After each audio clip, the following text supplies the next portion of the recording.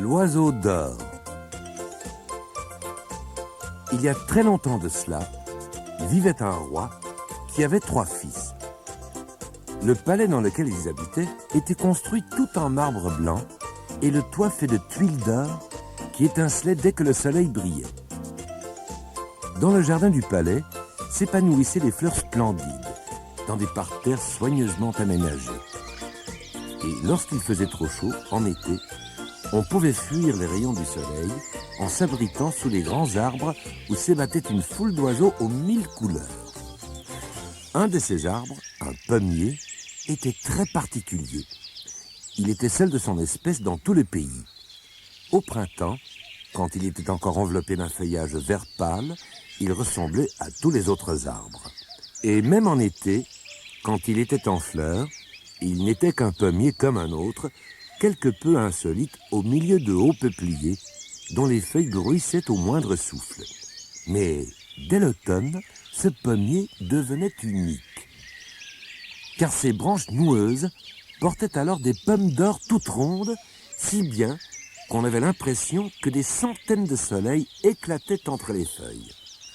Le roi était très fier de son arbre et il en faisait compter les fruits chaque jour. Or, un beau matin, il s'avéra qu'une des pommes avait disparu. Le jardinier, qui s'était avisé du drame, avait à peine osé en parler au roi par crainte d'un châtiment. « Cette nuit, tu iras monter la garde près du pommier, » ordonna le roi à son fils aîné lorsqu'il eut appris le triste larcin.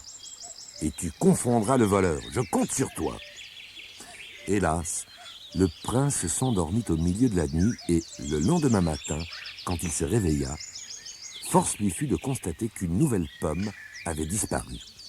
Ce fut alors au deuxième fils du roi de veiller sur le pommier. Mais le même incident se reproduisit et, à son réveil, un autre fruit manquait. « Laissez-moi faire » décida alors le troisième fils. Bien qu'il n'eût pas une bien grande confiance en son cadet, le roi l'autorisa à garder à son tour le pommier. Au milieu de la nuit, le garçon entendit un bruissement d'ailes et, à son profond étonnement, il aperçut un oiseau d'or qui essayait de voler une pomme. Aussitôt, il décocha une flèche vers lui, mais l'oiseau avait déjà disparu en emportant son butin dans la nuit. Seule une plume d'or de sa queue tournoyait lentement vers le sol. « Un oiseau d'or !» s'écria le roi, le lendemain, lorsque son fils lui eut conté ce qui s'était passé au cours de la nuit. Tout en réfléchissant, il tournait et retournait la plume entre ses doigts. « Cet oiseau, il me le faut !» finit-il par déclarer. Et il est conseillé d'approuver, car un oiseau d'or devait avoir une valeur inestimable et le roi saurait l'utiliser à bon escient. Mais qui allait-on charger d'attraper l'oiseau fabuleux? Sûr de lui, le prince aîné s'avança d'un air décidé. « J'irai capturer cet oiseau pour vous, père, déclara-t-il. Et peu de temps après, il partit. À l'orée de la forêt, il rencontra un renard.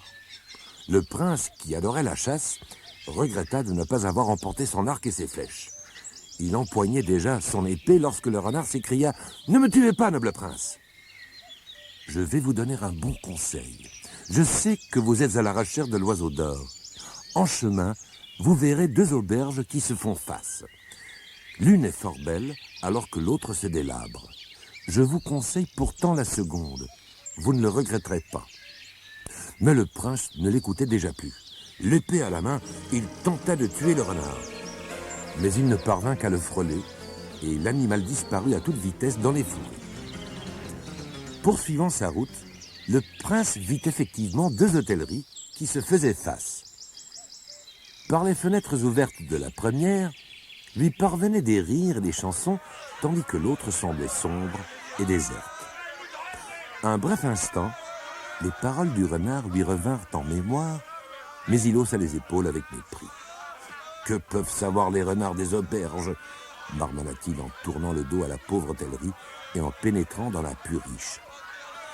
Dans la grande salle, l'ambiance battait son plein et bien vite, le prince oublia le motif de son voyage, heureux de festoyer au milieu des voyageurs sympathiques dont il venait de faire la connaissance. Entre-temps, le deuxième frère, n'y tenant plus, décida de partir lui aussi à la recherche de l'oiseau d'or. À l'orée de la forêt, il rencontra le renard qui lui recommanda à nouveau l'auberge la plus pauvre. Mais comme l'aîné, le jeune prince n'écouta pas ce conseil et, parvenu à la hauteur des deux hôtelleries, il n'hésita pas un instant et entra dans celle dont l'ambiance lui paraissait la plus joyeuse. Il y fut accueilli par son frère, qui s'y divertissait à grands frais et se montra fort content de cette arrivée inopinée, car il commençait à manquer d'argent. Cependant, au palais, le roi et son fils cadet attendaient en vain le retour des deux aînés. « Je pars à leur recherche !» décida finalement le plus jeune prince, qui se mit en route sans attendre. Arrivé à l'orée de la forêt, il trouva le renard qui l'attendait. « Bonjour, renard !» lui dit-il gentiment, car il détestait la chasse. « Bonjour, prince !» répondit le renard. « Point n'est besoin de me raconter le but de votre voyage. Grimpez sur mon dos, et je vous aiderai à parcourir une partie du chemin. » Le prince noua les mains autour du cou de l'animal, et tous deux s'élancèrent ensemble à travers les bois. En 2 ou 3 sauts fantastiques, effectués à une vitesse extraordinaire, ils arrivèrent au village, à la hauteur des 2 auberges. Le renard mit immédiatement le jeune prince en garde. « Prince, si je puis vous donner un bon conseil, fit l'animal, vous coucherez là, cette nuit. » Et il désigna la misérable hôtellerie, derrière une vitre de laquelle vacillait une faible flamme, signe que l'aubergiste ne dormait pas encore. Le prince jeta un coup d'œil rapide à la belle auberge, toute éclatante de lumière. Mais, sans même demander la moindre explication, il fit ce que le renard lui avait suggéré. Il dormit comme un loir dans sa modeste chambre et, le lendemain, frais et dispos, il reprit la route d'un cœur léger. Le renard l'attendait juste à la sortie du village, dissimulé derrière un buisson. « Bien, remontez vite sur mon dos, » ordonna-t-il au jeune prince. Et tous deux repartirent à travers les champs jusqu'à ce qu'ils parviennent à un grand château. « Les gardes dorment profondément, » expliqua le renard. « À l'intérieur, vous trouverez l'oiseau d'or dans une simple cage de bois, mais vous devrez laisser sur place la jolie cage que vous verrez à côté de la sienne. » Après s'être faufilé dans le château à l'insu des soldats endormis, le jeune prince parvint dans une vaste salle au milieu de laquelle l'oiseau d'or sautillait d'un coin à l'autre d'une grossière cage de bois. À côté de celle-ci se trouvait une merveilleuse cage en or fin. Sans songer au conseil du renard, le prince voulut y mettre l'oiseau. Mais juste à cet instant, les soldats arrivèrent en courant. Ils empoignèrent le voleur, puis le traînèrent sans ménagement auprès du seigneur du château, auquel il raconta toute son aventure. « Je devrais te condamner à mort, » le sermonna ce dernier d'un air sévère. « Mais, puisque tu m'as tout expliqué si honnêtement, j'ai résolu de t'accorder ta grâce. J'y mets cependant une condition, » ajouta-t-il. « Tu me ramèneras le cheval d'or qui court plus vite que le vent. Si tu y parviens, je te ferai cadeau de l'oiseau d'or. » Découragé, le jeune prince quitta le château. Où trouver le cheval d'or? Mais, au même moment, le renard apparut et lui dit « Ne soyez pas triste, prince. Je vous aiderai une fois encore, même si vous n'avez pas écouté mes conseils. Je vais vous conduire à l'écurie où se trouve le cheval d'or.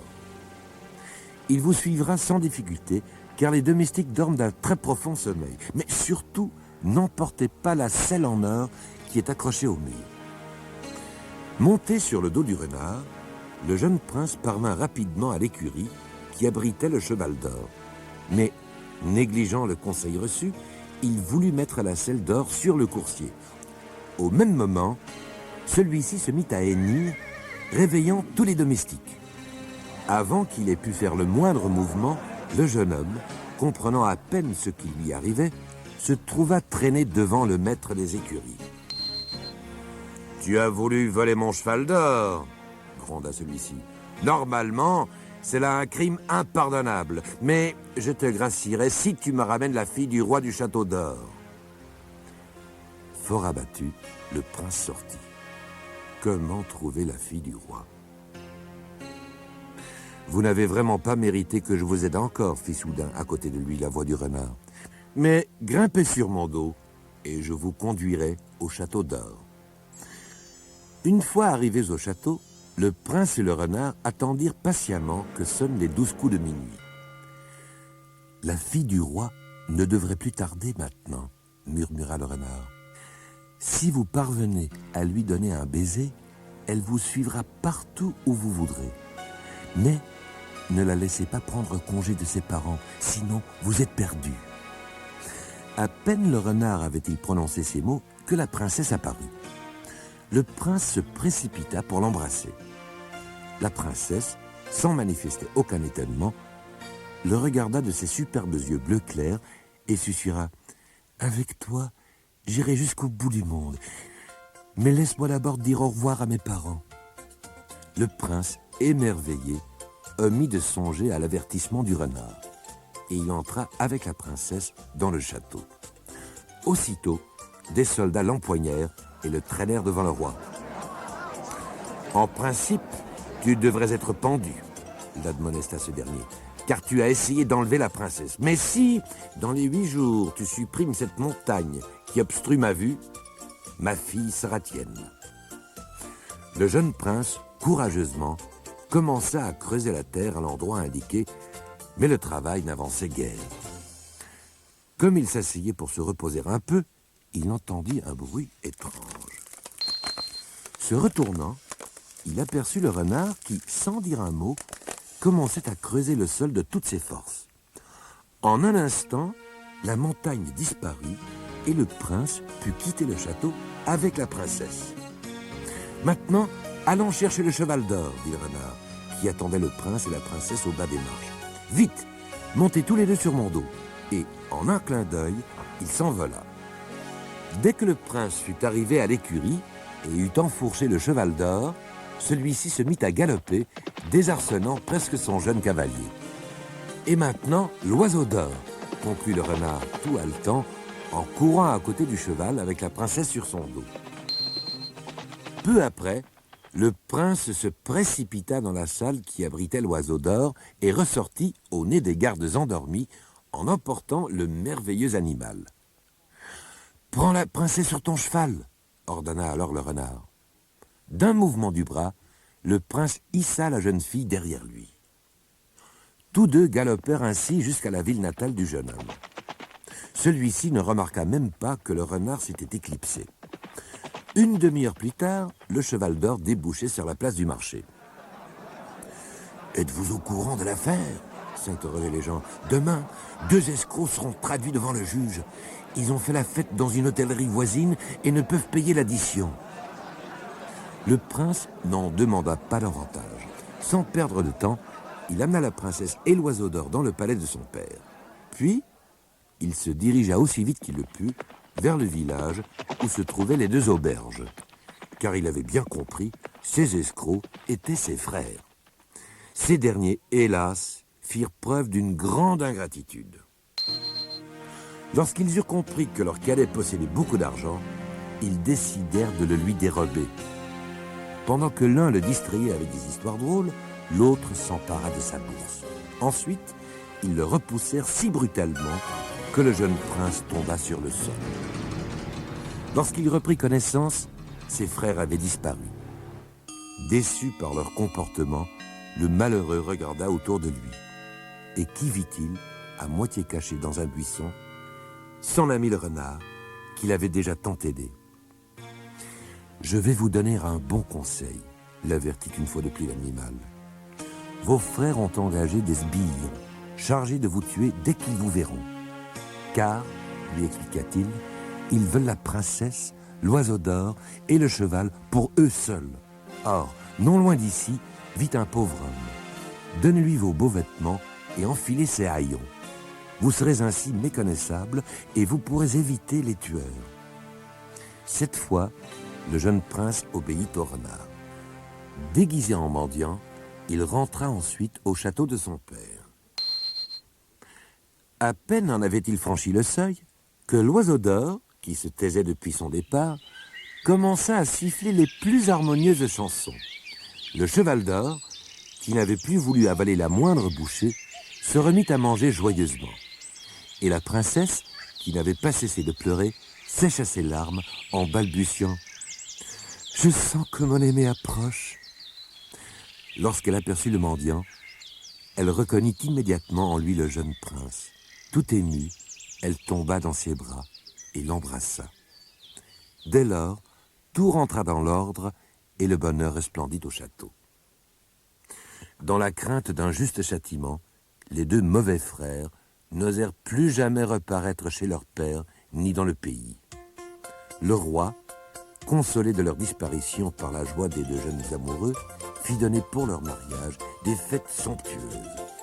Le cheval d'or reçut pour cette très heureuse occasion une belle selle d'argent toute brodée et l'oiseau d'or, pendant les cérémonies, chanta mieux qu'il ne l'avait encore jamais fait.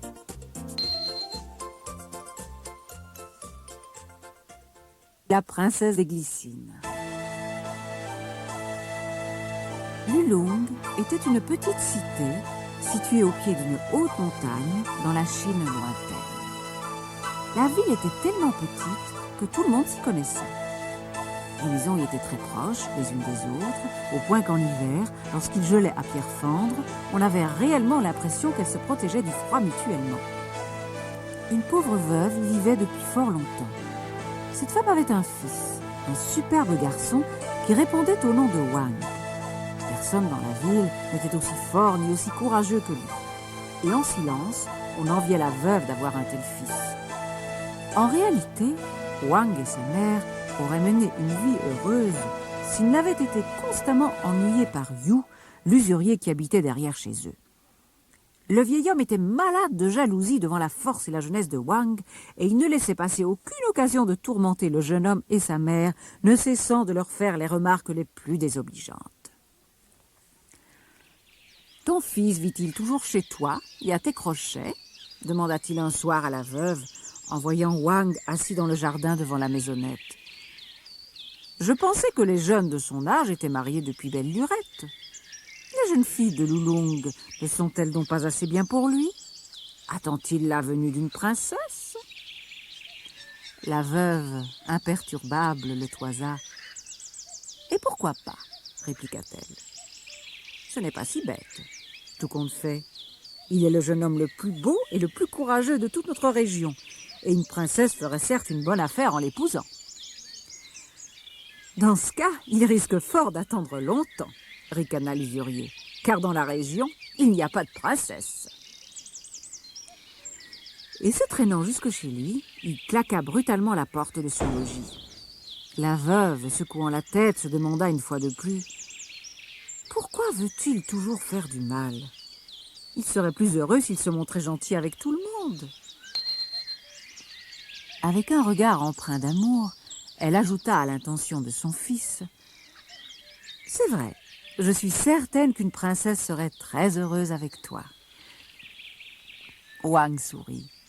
« Il y a en tout cas une chose à propos de laquelle notre voisin a raison, dit-il.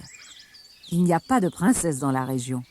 Et même si j'en trouvais une qui veuille bien m'épouser, cela serait malgré tout impossible. Comment pourrions-nous l'accueillir dans cette petite maison ?» Puis il se leva et posa gentiment la main sur l'épaule de sa mère. « Viens, fit-il, rentrons. Cette conversation ne mène à rien. Je préfère de loin disputer une partie de domino avec toi. » La mère et son fils se passionnèrent bientôt pour le jeu. Le dernier coup de minuit avait déjà sonné depuis bien longtemps lorsqu'ils rangèrent les pièces d'ivoire dans leur boîte laquée et allèrent dormir. Et les années passèrent sans que rien d'important n'arrive. Le jeune Wang devint de plus en plus beau et de plus en plus fort, mais ne parlait toujours pas de se marier. Déçue, sa mère repensait aux paroles du vieil usurier et elle se prenait à soupirer. Il lui semblait parfois que son fils attendait vraiment une princesse qui accepte de l'épouser. Un jour, alors que Wang était en train d'étudier dans sa chambre, il perçut un bruit inattendu. Étonné, il porta les yeux vers la statuette de Bouddha qui trônait dans la pièce. Mais au même moment, la porte s'ouvrit et un délicieux, un enivrant parfum de glycine envahit les lieux. Dans l'entrée se tenait une très jeune femme. Elle portait un kimono de couleur mauve, parfaitement assorti à ses yeux, ainsi qu'au ruban qui nouait ses longs cheveux. Autour de son cou brillait un collier de perles éclatantes, et à ses mains blanches scintillaient des saphirs et des diamants. Wang se frotta les yeux, croyant rêver. Peut-être avait-il étudié trop longtemps et son imagination surexcitée lui jouait-elle un tour. Comme si elle lisait dans ses pensées, la jeune femme lui dit alors avec un sourire ensorceleur « Non, tu ne rêves pas, Wang. Je suis la princesse de la forêt des glycines et je suis venue jusqu'ici pour te dire que je veux t'épouser. » Gêné, Wang ne sut que répondre. Sa chambre, qui n'était déjà pas grande, lui parut soudain minuscule. Elle était aménagée bien trop modestement pour accueillir une princesse. Il ne possédait même pas le moindre cadeau à offrir à celle-ci en signe de bienvenue. La seule pièce de valeur qui lui appartint était le jeu de domino en ivoire. Il le déposa aux pieds de la jolie visiteuse. Celle-ci battit des mains de joie en ouvrant la petite boîte laquée. « Toi aussi, tu aimes donc jouer au domino ?» demanda-t-elle surprise et ravie à la fois. Elle disposa aussitôt les pièces sur la petite table, puis invita Wang à venir s'asseoir auprès d'elle pour disputer une partie. Le jeune homme, faut-il le dire, eut bien du mal à se concentrer. Son regard était sans cesse attiré par sa trop belle partenaire. « J'ai gagné !» s'exclama celle-ci peu après en arborant un très large sourire. « Je dois reconnaître que je n'ai jamais affronté un aussi redoutable adversaire. Lorsque nous serons mariés, nous nous mesurons chaque jour au domino. » « Donc, balbutia Wang, donc vous parliez sérieusement lorsque vous disiez que vous vouliez m'épouser ?» Et lorsque la princesse eut acquiescé en souriant, il ajouta d'un air désespéré « Et où irons-nous habiter? Je n'ai pas d'argent pour acheter une maison. » La jeune femme alors claqua les doigts et une servante entra et déposa aux pieds de Wang une énorme coupe remplie de pièces brillantes. « Tu attendras la pleine lune pour construire notre maison, » conseilla la princesse. « À ce moment, je reviendrai pour célébrer nos noces. Aujourd'hui, je ne puis m'attarder davantage. » Wang n'eut même pas le temps de prendre congé. Princesse et servante avaient disparu avant même qu'il ait pu s'en apercevoir. « Ai-je rêvé ?» se demanda Wang à nouveau en regardant autour de lui. Non, la coupe contenant les pièces d'argent était toujours devant lui et sa boîte de dominos avait disparu. « Maman !» cria Wang lorsqu'il fut convaincu que tout cela était bien réel. « Je vais épouser une vraie princesse !» Et le jeune homme raconta à sa mère ce qui lui était arrivé. « Mais c'est là un véritable trésor !» s'extasia la veuve qui n'avait jamais vu autant d'argent de sa vie. « Tu pourras construire une splendide maison. Mais pense à ce qu'a dit la princesse. Tu ne pourras la commencer qu'à la pleine lune. » Malheureusement, Wang n'avait pas la patience d'attendre aussi longtemps. En dépit des avertissements de sa mère, il se rendit en ville dès le lendemain matin et y prit rendez-vous avec le charpentier et le maçon en vue de construire une très belle demeure pour lui-même et pour sa future épouse. « J'ai entendu raconter que ton fils va épouser une princesse, » marmonna un soir l'usurier à la veuve. « Et où l'a-t-il donc trouvé ?» Mais la veuve, pinçant les lèvres, ne répondit pas. « Soit, si tu ne veux rien dire, garde-le pour toi, jeta Yu, pourtant dévoré de curiosité. Je me disais bien qu'il y avait quelque chose de louche dans tout cela. C'est comme pour cet argent avec lequel il fait construire cette grande maison. J'ai du mal à croire qu'il l'a gagné honnêtement. »« Crois tout ce que tu veux, » répondit la mère de Wang. Et sans plus regarder le vieil homme, elle rentra chez elle. Le temps passa encore. La construction de la nouvelle maison progressait. Un jour, un jeune voyageur, porteur des couleurs impériales, arriva en ville. « Mon nom est Yang, » dit-il après avoir été saluer Wang et sa mère. « J'ai appris que tu es un excellent joueur de domino et je serais heureux de pouvoir me mesurer avec toi. » Wang accepta l'invitation avec plaisir et se rendit plusieurs soirs consécutifs à l'auberge pour jouer au domino avec l'étranger. Le 5e soir, son nouvel ami l'accueillit le visage grave. « Il me faut prendre congé de toi, dit-il à Wang. Comme souvenir, je désire te donner ceci. » Et le jeune homme tendit à Wang une boîte en bois de cèdre joliment travaillée. À l'intérieur se trouvait une coupe en argent, quelques baguettes en ivoire et une précieuse figurine de jade. Après le départ de Yang, Wang se sentit bientôt désemparé, car sa maison était prête et il attendait avec impatience l'arrivée de la princesse. Mais le seul nouveau venu dans la ville fut un riche seigneur qui, avec sa suite, s'installa à l'auberge que Yang avait précédemment fréquentée. Le lendemain matin, Wang fut réveillé de bonne heure par des éclats de voix. Le noble seigneur avait été dévalisé de tout ce qu'il possédait. « J'ai vu le chef des voleurs » déclara une des voix. « C'était Yang, le commandant de la garde impériale » ajouta une autre. « Yang, je le connais bien, renchérit le vieux Yu. Je l'ai vu très souvent en compagnie de mon voisin Wang, celui qui est subitement devenu si riche. » Peu après, le responsable de l'ordre surgit chez Wang pour y effectuer une perquisition. Et lorsqu'il découvrit le cadeau d'adieu de Yang, le malheureux fut immédiatement emprisonné et accusé de complicité. « Il est impossible que Yang soit un voleur, » assura Wang lorsque le juge l'interrogea. « Il portait les couleurs de l'empereur. » Le juge, ne sachant trop que faire, ordonna que Wang soit transféré dans la capitale pour y être jugé. « Mais vous, si vous l'avez accusé injustement, dit le juge à Yu, qui avait assisté à l'audience d'un air triomphant, vous serez emprisonné à votre tour. » Le vieil usurier, soucieux de ne pas courir un tel risque, se hâta d'entrer en contact avec les 4 soldats chargés d'emmener Wang dans la capitale, et pour une poignée de pièces d'argent, ceux-ci lui promirent de tuer le jeune homme durant le trajet. La route qui conduisait à la capitale traversait en effet les montagnes et les ravins escarpés permettaient d'y faire disparaître le prisonnier. Mais juste au moment où les gardes voulurent pousser Wang dans un précipice, un tigre surgit. Effrayés par le félin, 2 des hommes reculèrent et tombèrent dans le ravin, tandis que les autres, sans demander leur reste, prenaient leurs jambes à leur cou. Cependant, le jeune homme, dont le front avait heurté un rocher, restait couché sans connaissance. Le tigre alors le saisit par la ceinture et l'emporta dans la forêt. Quand un parfum de glycine en fleurs lui entra dans les narines, Wang ouvrit les yeux. Il se trouvait dans l'herbe, face à un magnifique palais de porcelaine, couvert de mauves corolles odorantes. À l'entrée du palais, se tenait la jolie princesse. Mais pourquoi le regardait-elle aussi durement? Wang voulut se diriger vers elle, mais d'un seul geste, elle lui fit comprendre de ne pas bouger. Et elle lui reprocha d'un ton sévère. « Wang, tu ne m'as pas écouté. Je t'avais demandé d'attendre la pleine lune avant de construire notre maison. Maintenant, le malheur a fondu sur toi. Tu dois te rendre chez le juge pour lui prouver ton innocence. » Sinon, Wang, ajouta-t-elle, tu ne pourras plus jamais trouver le repos. Tu retourneras ensuite à Lulong, afin de consoler ta pauvre mère, car celle-ci est malade de chagrin depuis le jour où les soldats t'ont emmené. Le jeune homme considéra la jeune femme d'un air abattu. C'est vrai, il aurait dû attendre la pleine lune.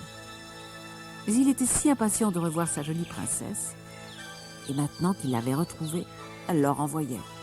« Allons, dit-elle en invitant Wang à se rapprocher, je vais te faire don d'un talisman. »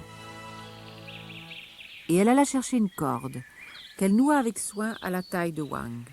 Puis, tandis qu'elle le regardait de ses superbes yeux mauves, elle ajouta doucement « Les nœuds que j'ai faits dans cette corde sont magiques. »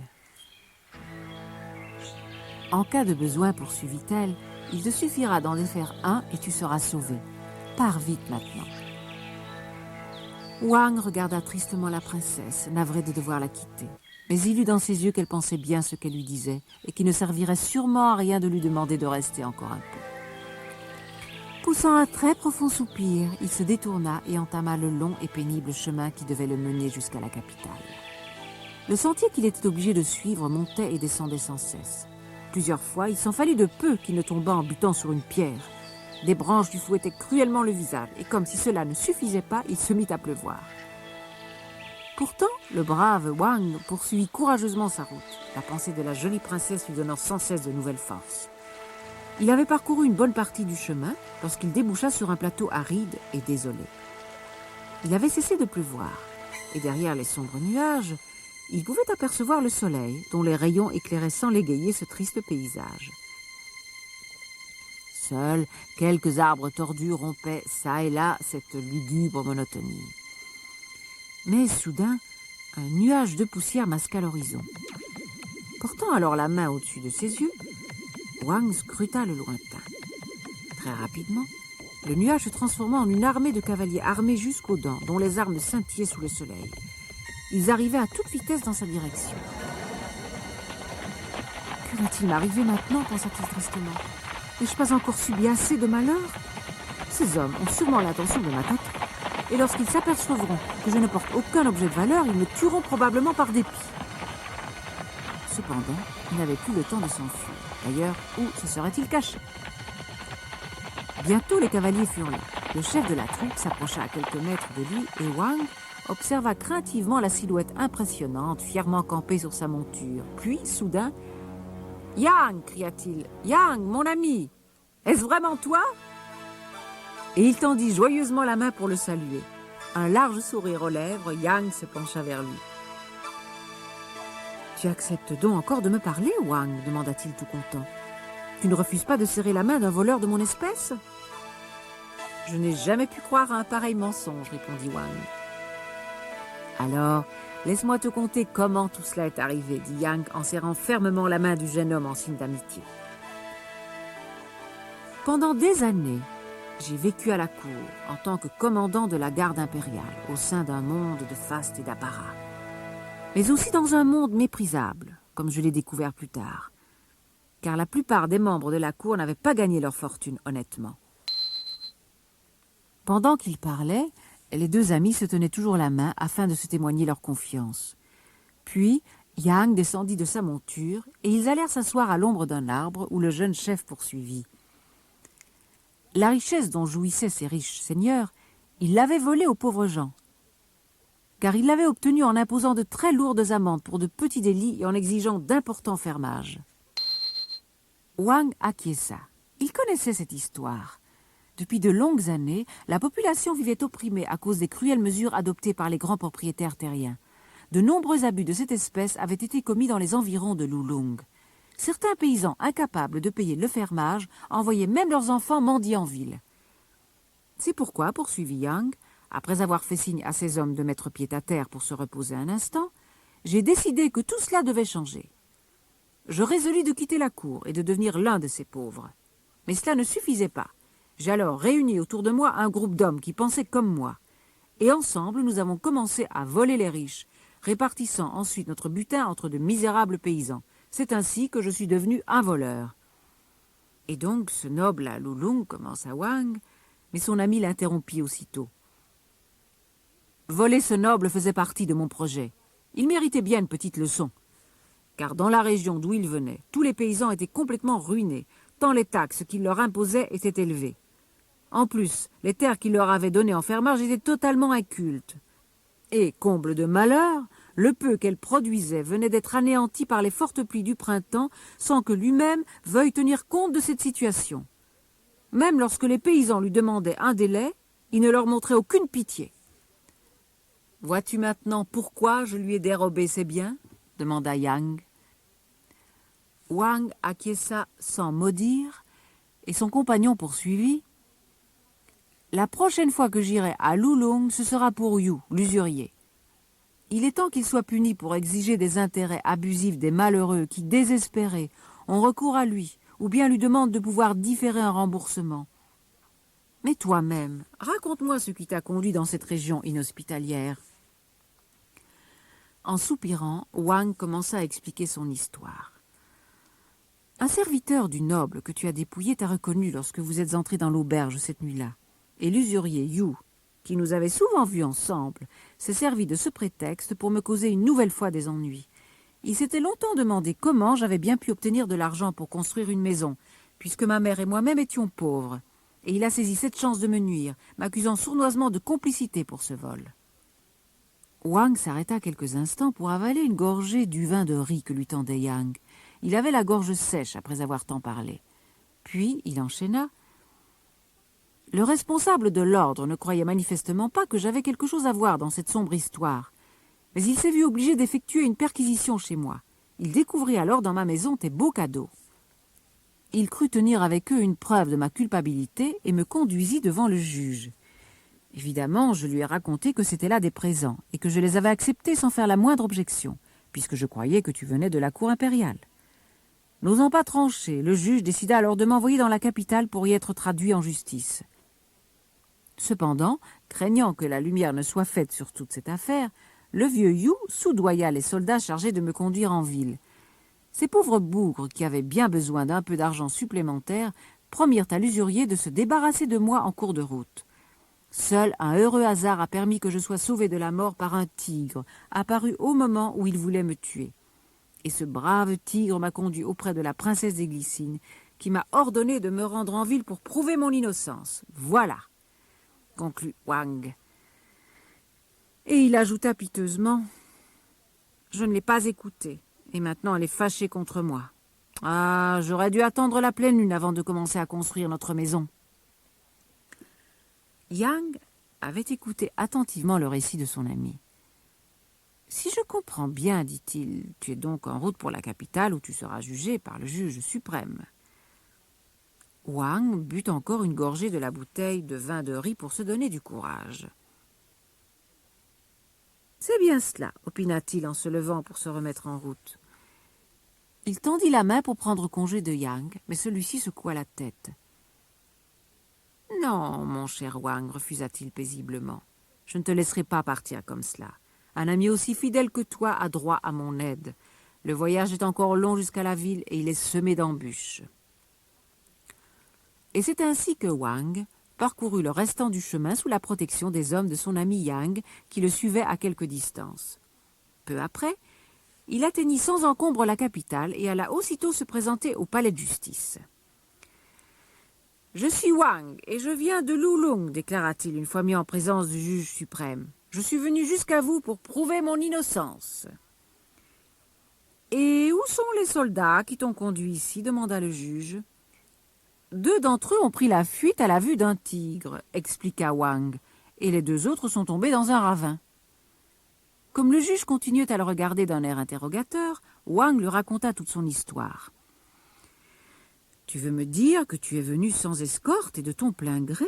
s'exclama le juge, étonné lorsque Wang eut terminé son récit. « Mais tu aurais pu facilement t'échapper. » Wang sourit. « Je suis innocent, assura-t-il. Mais il y a des gens qui affirment le contraire. Ils prétendent que je suis complice d'un vol. Et je n'ai nulle envie de passer pour un malhonnête. C'est pourquoi je suis venu jusqu'à vous. Je veux prouver ma bonne foi. » Tout en parlant ainsi, Wang jouait machinalement avec la corde nouée à sa taille. Sans même s'en apercevoir, il défit un des nœuds. Au même moment, le juge suprême déclara « Même sans preuve, je suis convaincu de ton innocence, Wang.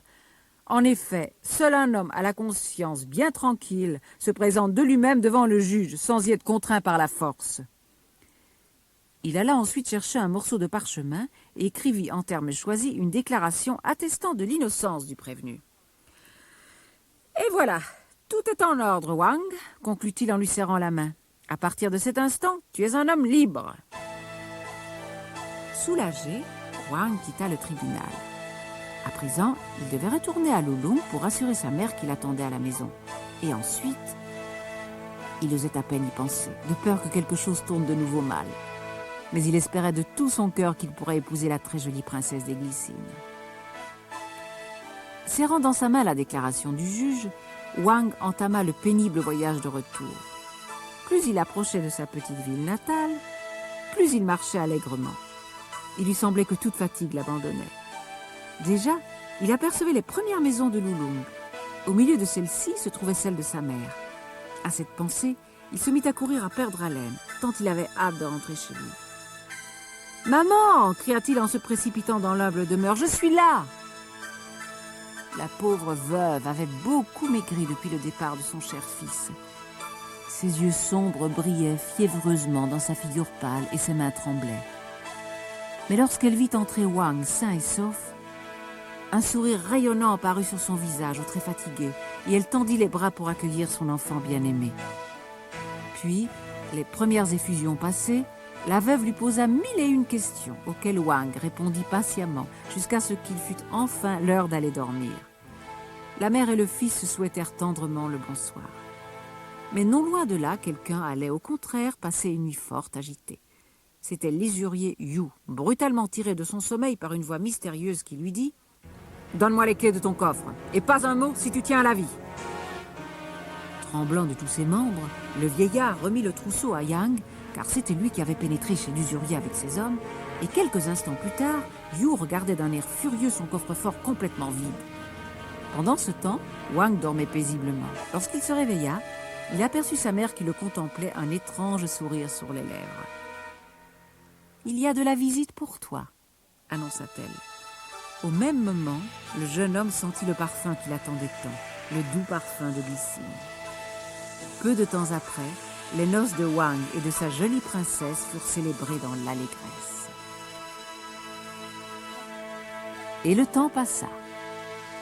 De cette heureuse union naquirent rapidement 2 charmants enfants qui avaient les yeux mauves comme ceux de leur mère. Wang n'aurait jamais osé rêver un tel bonheur. Mais, par un triste soir d'hiver, le jeune homme, en revenant de son travail, vit sa femme qui l'attendait sur le seuil, vêtue du kimono qu'elle portait lors de leur première rencontre et qu'elle n'avait plus jamais remis depuis.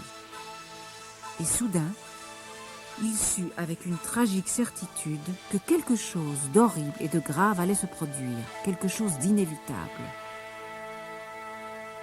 « Nul bonheur ne peut jamais durer éternellement, dit la princesse sans lui laisser le temps de parler. Ma vie sur la terre est terminée. Je suis obligée de te quitter, mais je ne t'oublierai pas. » L'instant d'après, elle avait disparu, ainsi que les enfants. « Non !» voulut crier Wang. Mais aucun son ne sortit de sa bouche. Les larmes aux yeux, il regarda autour de lui. Et brusquement, ce fut le miracle. Malgré le froid de l'hiver, partout des glycines étaient en fleurs. Et les lourdes grappes étaient du même mauve que les yeux de sa femme et de ses enfants. Puis, quand il pénétra dans sa maison, il découvrit avec bonheur que le plafond de la véranda, lui aussi, se parait d'un somptueux manteau odorant. Alors, Wang sut que sa princesse tant aimée et ses chers enfants ne l'avaient pas vraiment quitté, et que leur esprit et leur cœur demeuraient à ses côtés. Et dans chaque corolle, il voyait briller leur tendre regard mauve qui le suivait et veillait sur lui. Et il en fut consolé.